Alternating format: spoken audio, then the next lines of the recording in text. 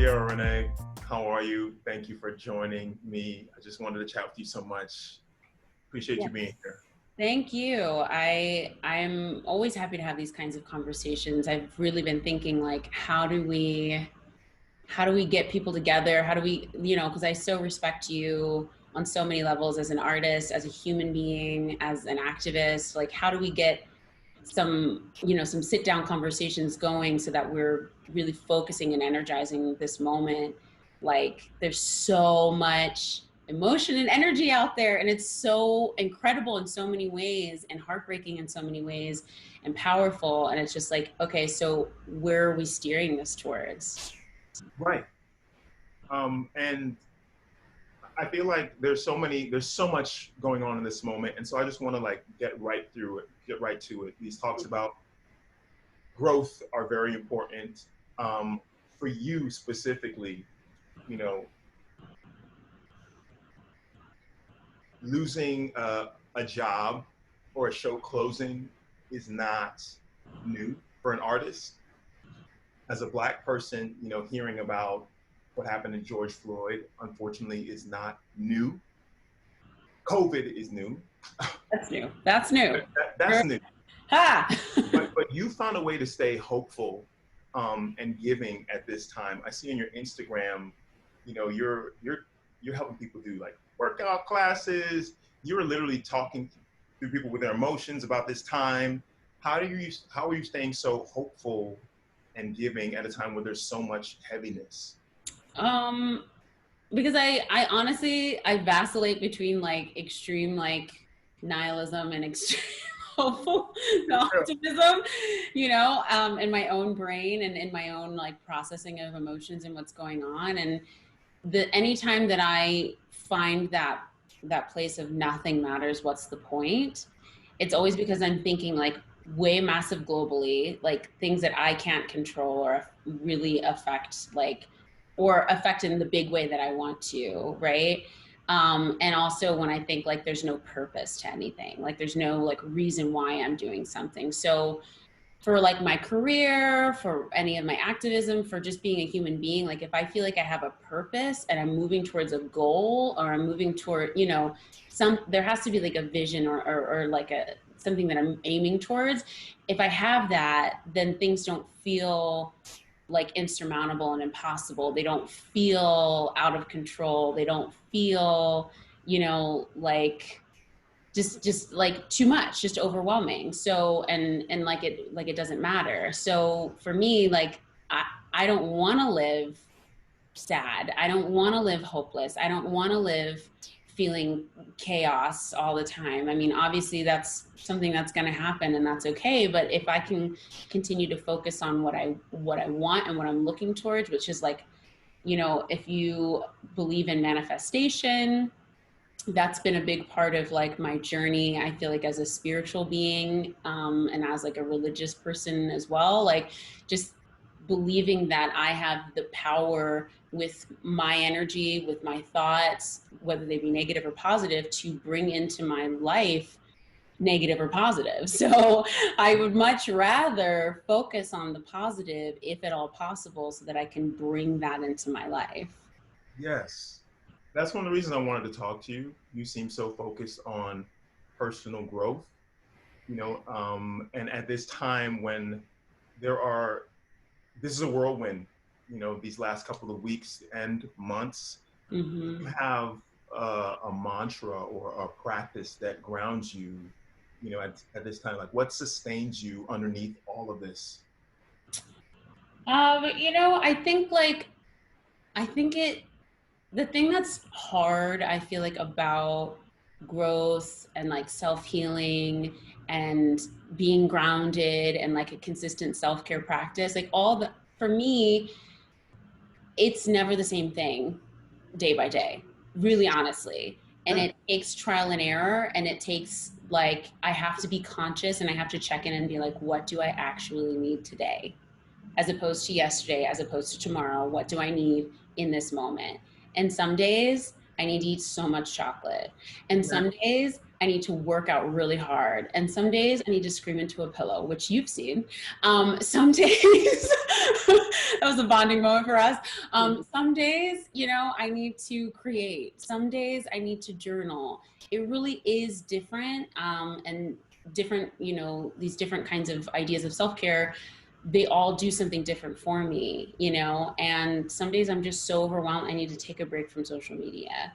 Like it really changes. I mean, I am finding as I practice new techniques, which has been a big part of my journey over the last 3 to 4 years, especially as I've been in trauma therapy and like learning the vocabulary to express myself and what I'm dealing with, and B, the tools to then start processing and dealing and healing from the things that I've experienced and continue to experience.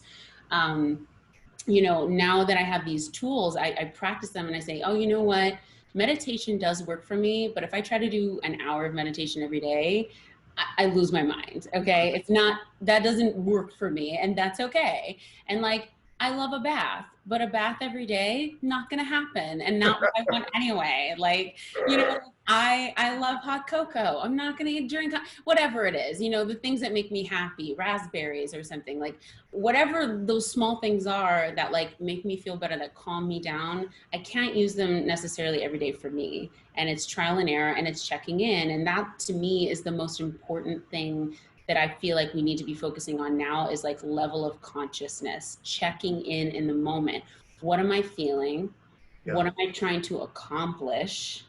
You know, and you know, what's my responsibility in the moment, I think is a really important question. So that's huge. That's huge. You're talking a lot about awareness and mindfulness, and that there's no one size fits all self-care from day to day, yeah, or from hour to hour. yeah, And I think for me, that's something that's really encouraging for me to hear, because you hear about, you know, spiritual gurus or people doing all these different things to maintain their sanity or their zen, and it's like I do yeah, 20 minutes here, 20 minutes there. But being kind to yourself in the moment and realizing what, or asking what do I need right yeah, yeah, now, that's huge. yeah, That's for growth. And I think, well, on that note, we're asking ourselves as a country right now, what do we need? I really think it's a big growth moment for us. We're mhm, questioning what we've been, what we've done. yes, Um, and that's a really good thing. As uncomfortable as it is, everything kind of feels up in the air and on the brink of something. So I want to ask you, as a performer, as a creator, yeah. all these storylines happening right now, what storyline would you create a movie or an album around right now? Ooh, what I create. I mean, I do not have, like, I would really have to do some serious research into this, but I do feel like I would want to create a movie about burning down the political system and what it would look like to make a new one. Hmm.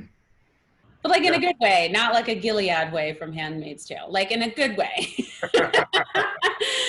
Like, what would it look? Because I think everybody is so afraid. I mean, we're really afraid of change in general. Our bodies are biologically programmed to keep stasis because that's safe, even if it's not technically safe or it's very toxic. But like stasis is a bit safer than drastic change. So we're afraid of change, and we're really afraid of big sweeping changes, which is ultimately what we need, I feel like, in this country. And I think we're all coming to grips with that in different ways. You know, you think about like, there are these small demands, and they're not small, but they're small in the grand scheme of things, right? The small demands of like having all the police officers charged and arrested, and you know, actually dealing with having consequences. That's this one case, this George Floyd case, right? And there's the same for Ahmaud, and there's the same for Rihanna, and that's important. But then you take a step out and you're like, defund the police, right? Or stop police brutality. And then there's defund the police. And then there's get the people out of office who were voted in, who are allowing this. And then it's change the political system at large. And then it's, like all these things. And I feel like all of them are important. There is room for each lane, but we really need to start having a conversation about what do we want this system to look like? And what did our forefathers want this system to look like? Because there are so many things I feel like in our Constitution today that they did not want. So many things, right? And so if we really like get down to like the history and like what were they trying to create, and does it make sense for what we have now so many years later? And we're so past what this little seedling was that they were trying to create with a largely homogenous population with, what I mean? Like 13 states, like it was like not the country that it is today. And it's like, can we keep band-aiding this small seedling of an idea, or should we repurpose, get everything away from it and say, you know what, let's clear out the garden, let's look at the seed, let's see if it's the right seed for us. And then if it is, let's maybe add another seed to it, plant it again, start over. Like, honestly, if you think about it in your everyday life, there are some relationships, there are some jobs, there are some homes, there are some like cars, there are sometimes things where you're like, I just gotta scrap this and start again. Yeah. And I want to show that that's possible. I do believe it's possible. I don't think it's going to be easy. I do believe it's going to be messy. I do think that there will be sacrifice and compromise. However, I feel like we're missing the whole point if we don't see that that's important right now. Like, that's the goal to me, should be that we revamp all of this. Like, we really are like, let's start over. Let's really get to the root, like the bottom of these things, and let's deal with it. So if I were to make a movie, it would be about a completely new system and what that would look like. I feel like it'd have to be actually not a movie. It'd have to be like a miniseries. Oh, a miniseries, yes. Yes, there's so many big chunks of this. And as we think about like, like, what do you face first? The system or individual, fragments? But I love the image that you put of seeds out there. What was the original intent of this to grow into? And as the branches have kind of fanned out, we realize we got to chop these branches down. We need to, I feel like this moment is really fertile ground. And, I'll even say personally, like, I have the urge to want to educate, tweet out links, do all these things. But for me, this is just for me, I had to really sit back and say, like, what are you putting your money towards? Mm-hmm. What are you putting your attention towards? What are the books that you're getting for your child? And, because everything else is just a flag of, hey, y'all, change stuff, move stuff around, Well, like, if it doesn't start here, I agree. I think prioritizing is like a really important, useful skill, especially in this moment. And it's something that, like, I feel like I struggle with personally, because I have so many dreams and goals, and I want to help so many people, and want to be a part of so many movements. And it's like, I literally cannot do that. There's a reason that this body that I'm in on this earth has the limitations that it has. It's for me to focus. I need to focus. And so I have been trying to, as much as I'm still reposting things and trying to amplify melanated voices, which is great. I don't do that at all. I also am like, okay, I got to get down to, like, what do I feel called to do? Because I want to be a part of it all. I really do. And I want to help in so many ways. But some of the things that really, really speak to me is healing and access to healing and access to care. I want to bring the baseline for people of color up. The baseline of care, the baseline of understanding, the baseline of consciousness. I want to bring that up. I want to elevate all of us. And that starts with getting access to therapy and access to healing modalities. And I hate that, like, yoga and meditation and therapy and all these incredible things that have literally changed mine and so many other people's lives, are thought of as like rich white people things, you know, or like, you know, hipster white people things. And you're like, okay, so clearly we need to rebrand this stuff, but also like we need to, like I said, open the doors to access, because if we are fighting this fight and our cups are either completely empty because we're so beaten down, or overflowing with rage, one or the other, we're not being productive and we're not being as effective as we can be, you know. And I just want, you know, in a society where people of color being, their humanity is being questioned or just not believed, like in any capacity, like it is so important that they have people telling them, you do matter, you are important, you are worthy, you are enough. Because when you believe those things, the world starts responding to that.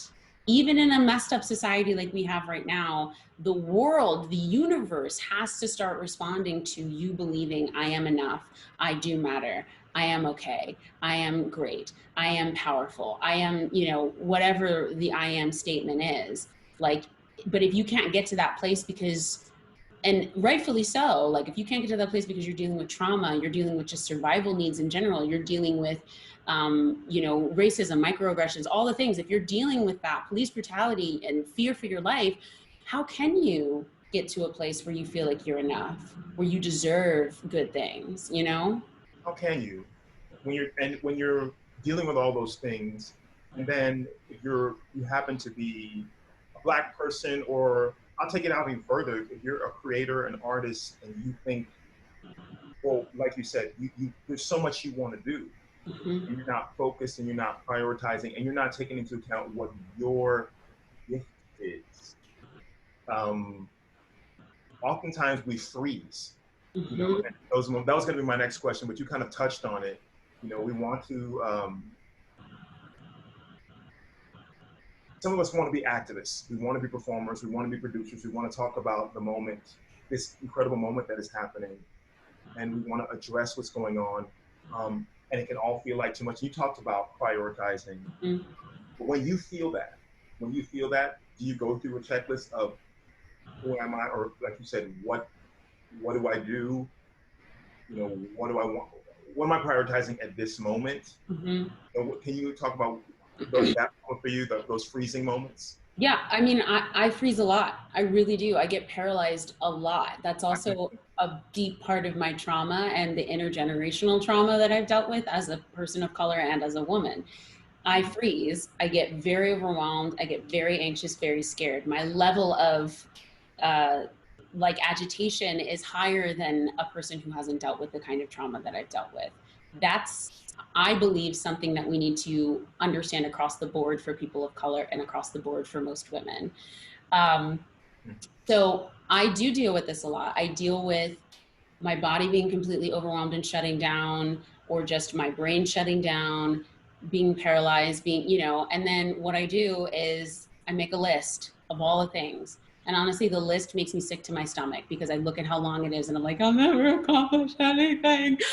And it does. And it's a very uncomfortable moment. And I make the list and then I go 3 things or 5 things or 2 things or 1 thing. And I just pick something, and I have to pick something, and sometimes Mhm. it takes me 3 days before I pick something. I still have a list over here of just like creative things that I'm like, I do not know what comes first. That's creative things. So it's like, not, it's okay. It can be back there. Right Yeah. now with activism and with this moment and not losing the energy and like making sure we're capitalizing on that, I'm like, okay, I need to get down to priorities. And that's why like my priority is like access to therapy and healthcare and healing modalities. How can I give in that respect? And also how can I be helping organizers? Like, these are my things for right now. This is what I want to be doing. And also having conversations with people of color in any way that seems necessary. I love, But yeah, I mean, I deal with that constantly. If you're not alone, if you also deal with that out there. thank you. This is why I wanted to talk to you.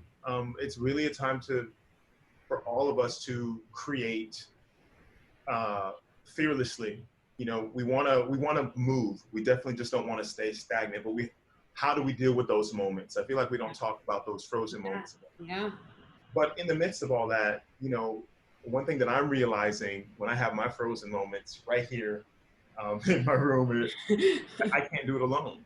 You know, I'm not an island. For a long time, I thought that I was, and I would just carry on the weight of the world and everything that I wanted to do.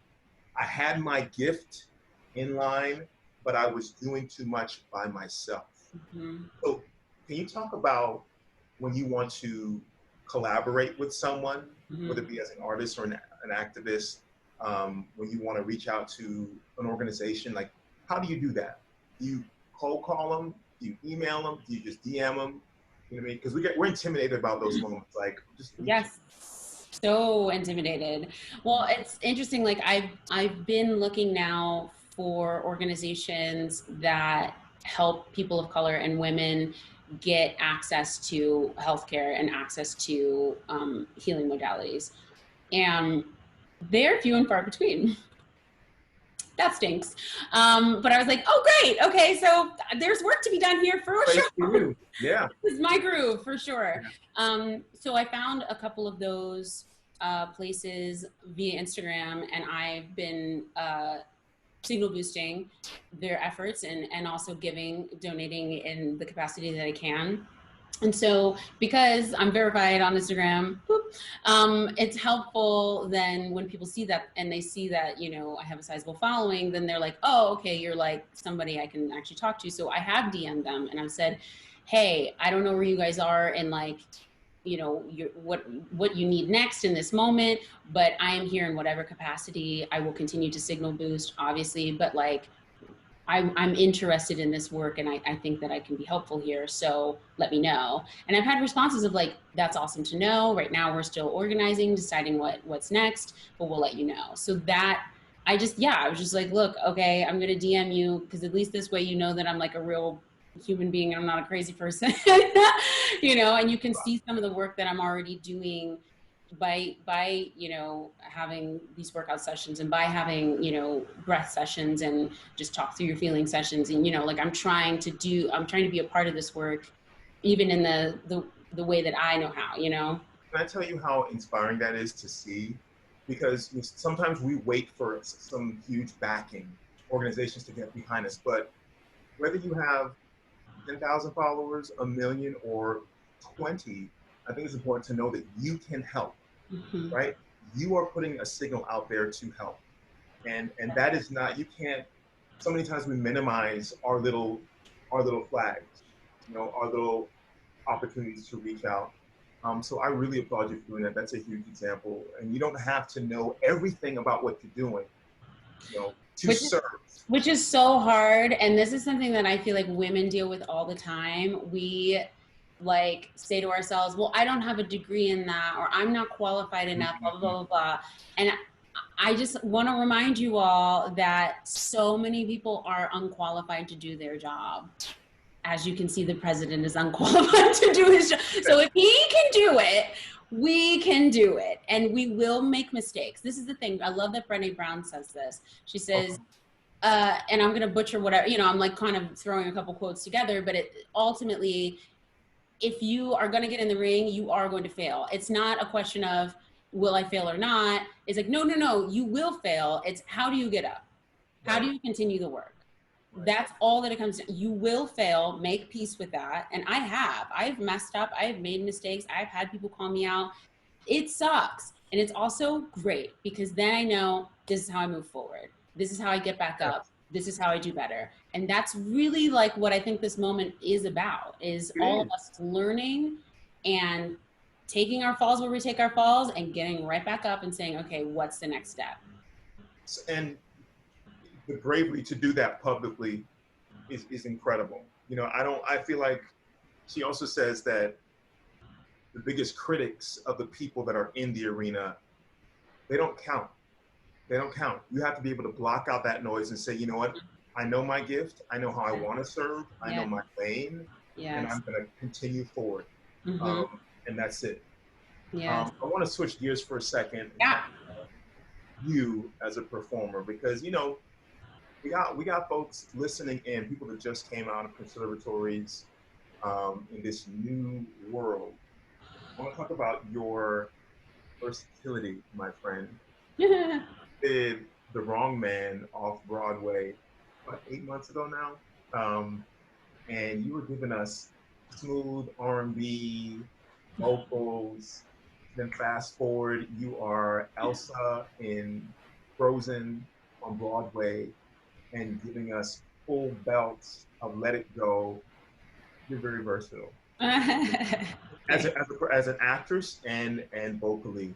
So for the artists coming up behind us, coming out of conservatories, can you talk about the importance of how you approach being versatile Hmm. and the importance of it? Yeah, just Yeah, it's interesting. Like I I think that there is beauty in like having your style and your thing. And then I also think like as a performer and as an actor, when I want to step into different roles, taking like the essence of that and then being able to like really paint in a different way depending on what kind of character you're stepping into. I love being able to shift my voice around as much as possible. Some people are like, this is my voice and this is the way I keep it. I think that there's beauty in that too. But for me, like, I think it starts with you know yourself, you know what you love, you know what you like, you get really rooted in that. And then from that secure place of knowing who you are, you're able to then step into these other roles and step into these other characters and step into these other voices and step into these other ways of moving your body. um, and for me, like, I just feel like that is how you tell the most poignant kinds of stories, right? You're able to really step into somebody else. You're then practicing empathy, which is something we all need. You're practicing empathy, and you're learning a different perspective. Even if it's not one that you agree with, it's important to know what that lens looks like. And then you're also inhabiting a character so that the audience out there gets to see a different perspective, gets to practice empathy, if you're just being you in every role, like, I don't feel like you're doing the story justice. And so like for me, being able to like be chameleonic in that way, um it's rooted in this is who I am and I know who I am, so I can go to that place and come right back to me. Like, I have to know me first to be able to do that, and that's a continual journey that I will be on for the rest of my life because me shifts a lot. So that's a part of that awareness too, is like, oh, me changed, and that's cool, and it's still here, and I'm still me, and I still can step into this person and come right back to me. But being able to step into these other places, like, we are, as artists, especially like in theater and film and things like that, we are putting the mirror up by stepping into these other roles. We are telling these stories and living them fully. And the richer you can make the story by like being secure in yourself and being able to step out into something else, the more you're able to impact people who are watching it. Like, you really can, like, you could change someone's mind. You could really change someone's heart. You could like burst something open for them, and make them question everything that they once thought, which is really, really important. that's so powerful. Um, Speaking of something that has had a huge impact, that has moved a lot of people, Hamilton. Ah, We're going to Hamilton real quick. I believe you're involved early on. yes. We were both involved in that show. Yeah. Uh, but my question is, I think, well, everyone thought that after Hamilton, Right.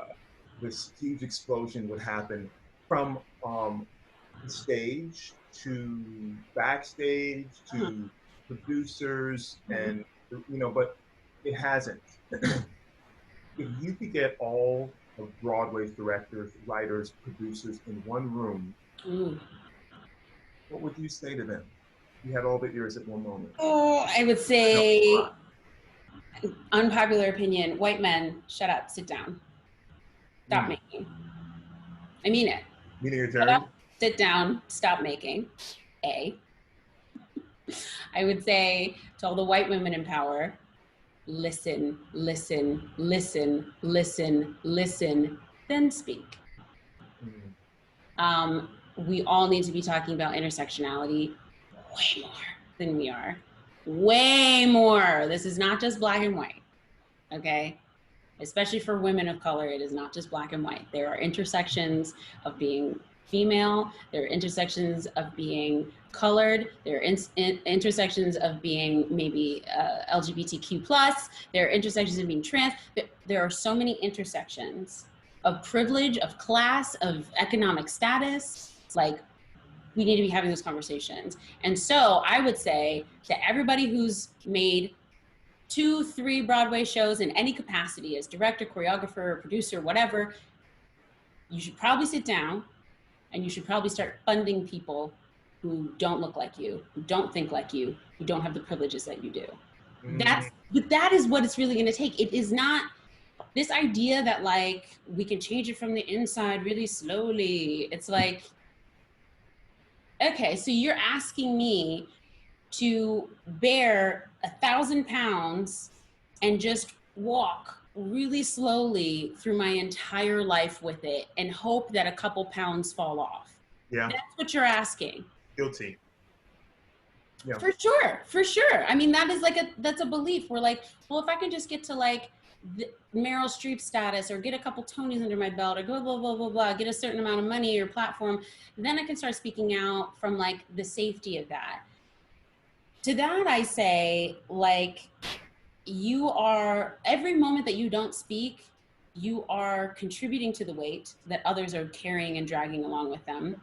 And every moment that you don't speak, you're not building the baseline of your integrity.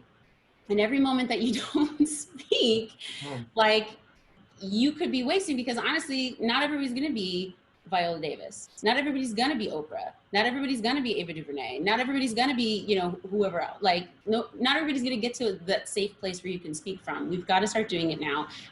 And white people and people who have been in positions of power need to start amplifying these voices, and not for money. Not because it gets you money. I know that that is everybody's bottom line for some reason, but you need to think about, am I only doing this for money, or am I doing this also because I want to expand my heart and be uncomfortable and grow? Because I know right now, like, we are attacking people in the purse, and that makes sense because we need the big sweeping changes, and that's how we're going to get them most likely. But like, for real, in this industry where we're supposed to be so liberal and so about telling stories and holding the mirror up, and we have this great responsibility, in this industry, we can't do things out of like our moral compass. We can't do things from a place of moral equity and moral equality. We, people who deal with emotions day in and day out, we can't do that in this industry. I don't believe it. I don't believe it. And I think we need all people, like all white people who have had these privileges and have made 2 to 3 and 4 Broadway shows, to sit down and to be amplifying. Like, that's really what it comes down to. This has been a growth moment. I just want to say thank you for that. I just want to say amen to everything that you just said. And before I ask you this last question, I feel like, you know, I'll be honest, I've worked so hard to get where I've been, and I know you have too. But I also need to take that responsibility, you know, as someone who has succeeded in a huge way and amplify, you know, Black voices and other voices of color, because I have influence now. You know, I have more power than I did 14 years ago when I just came out from the University of Miami. And so I think that we all need to ask ourselves that, to what degree are we contributing to this? My last question for you is simple. What does growth mean to you? You know, it's interesting. I think I know that it is harder for white people and people of privilege to grow, because it's not asked of them from their circumstances. So like, if I had not grown, if I had not healed, if I had not processed, if I had not gotten very uncomfortable and said, okay, this is humiliating and embarrassing, and I'm just gonna step through it because I wanna be better on the other side. If I had not done that, I wouldn't be here today. like I would be dead, to be really fucking honest. I would have killed myself. I would not be here. If I had not decided that there was something better and that I wanted to get it and I wanted to be it and I wanted to step into it. If I had not decided that I needed to grow and it was me. This is the thing is like, it's really interesting. Like I grew up in a very, very racist community. I didn't understand that it was racist. I just thought it was me. I internalized the whole thing and I thought I was the problem. There was something inherently wrong with who I was. And that stayed for a really long time. And so I was forced to grow and change if I wanted to have any modicum of safety, any modicum of health, any modicum of like fitting in this, which I had very little of. But like if I wanted to at all, I was forced to grow or I would have just died. Honestly, like I just would have been done. So it's just interesting, like my whole life has been forced growth. And now when I've gotten to the position that I've gotten to because of the opportunities that I've gotten, the work that I've done, whatever, I'm now making the choice to continue to grow because I know what it looks like if I don't, I knew what it looked like, you know, back then. I can look back and say, if I had not grown, I would have died. And I look at it now and I'm like, you know, I can continue to be complicit and complacent and I can be quiet and I can just fit within the system and like sort of change things by sometimes calling people out or like whatever. I can do that. I really could. I'm in a position where I could do that probably for the rest of my life, you know, but I'm also like, I now recognize that growth, not growing means death. And it might not be my death, but it might be a concept's death. It might be an art's death. It might be another person's death. It might be, but there will always be some kind of death. If I don't grow, if white people don't grow, if the society doesn't grow, if our art doesn't grow, if there isn't growth, it means death eventually. Amen and amen. And Ciara, thank you so much. Thank you. Keep on. I love you.